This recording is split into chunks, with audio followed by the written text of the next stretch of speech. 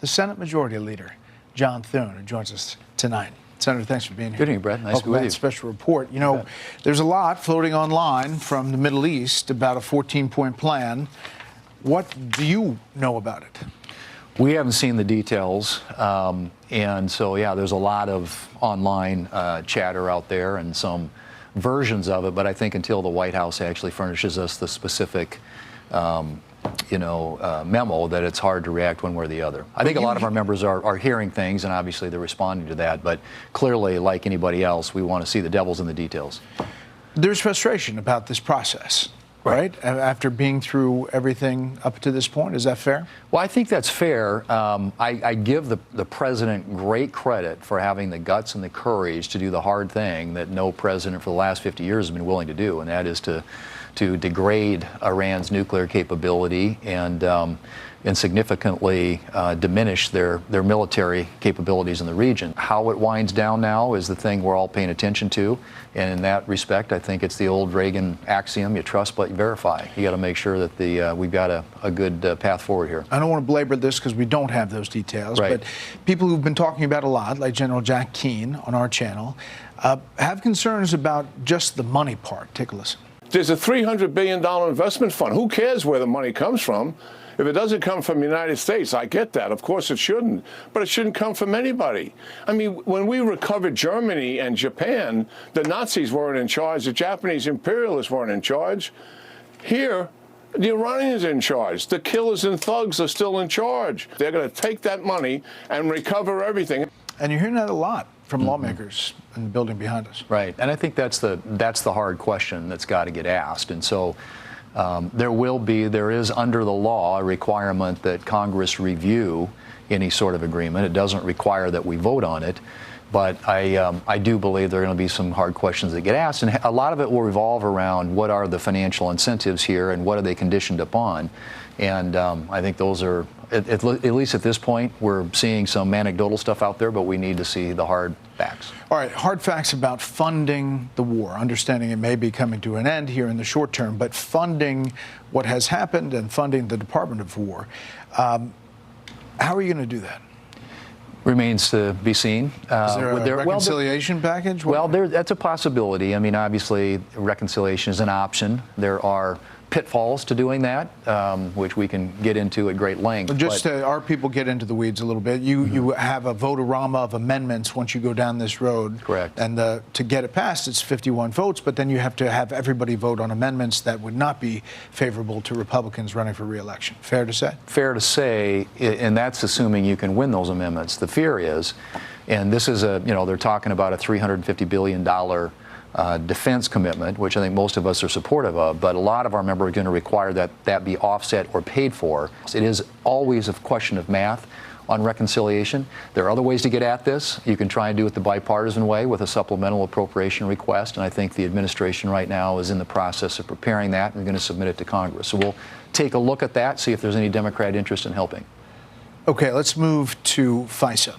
It is in limbo now. Now there is a new Director of National Intelligence nominee, and Jay Clayton. Is he going to get through this week? I hope he gets through this week. He will get through. The confirmation hearing will happen tomorrow in the Intelligence Committee. They will report him out.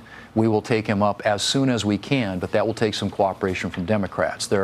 If they want to, they can slow walk it. They can slow it down. They can't slow it down forever. We'll get him on the floor, but if we want to get him confirmed by the end of the week, we're going to need a little bit of help. And right now, we're getting mixed signals about whether or not the Democrats will participate and help with that. Bill Pulte was a non-starter for some Republicans and definitely Democrats in that role. Does this break that logjam on FISA? It should, and I hope that unlocks FISA. FISA has, in an unprecedented way, gone dark, and the FISA, which short for Foreign Intelligence Surveillance Act, there is a section there, Section 702, which is the principal tool by which we keep this country safe. It prevents terrorist attacks. It's helped us in times of war, protects American citizens, and that program right now is, quote, gone dark. And we say that it's no longer authorized by the Congress. And so the Democrats had agreed to passing it with reforms that Republicans had agreed to. It was a bipartisan deal. And then when Pulte was nominated, they completely block voted against even getting on the bill. So right now, my view, they own this. That was an irresponsible thing to do on a program that's critical for America's national security. But now the president is putting another stipulation. He wants his Save America Act, Right. which is a voter ID, although it has other provisions in it, to be attached to FISA. He had a Truth Social saying that the few Democrats, his word, are against FISA with or without Bill Pulte going to DNI as acting. What kind of deal is that? Besides, I'm against FISA if it doesn't come with the Save America Act, full version, firmly attached to it. What do you say to the president on that? Well, we've had the vote on the full version twice now. So the full version is 5 components, and it's photo ID, it's registration or citizenship in order to register to vote, no biological boys and girls sports, bans mail-in voting, and it does away with trans surgeries for minors, which I'm for, and a lot of us are. But that only got. And those 5 things are fairly practical in the Republican caucus. They are. I mean, those are things that. But we only got 48 votes. We had that vote last week on all 5 components. The only way you can get, obviously, get this done is to nuke the legislative filibuster, and that is not something that we have anywhere close to the votes to do. So we've had votes. We had it on the floor. It was the pending business in the Senate for a couple of weeks.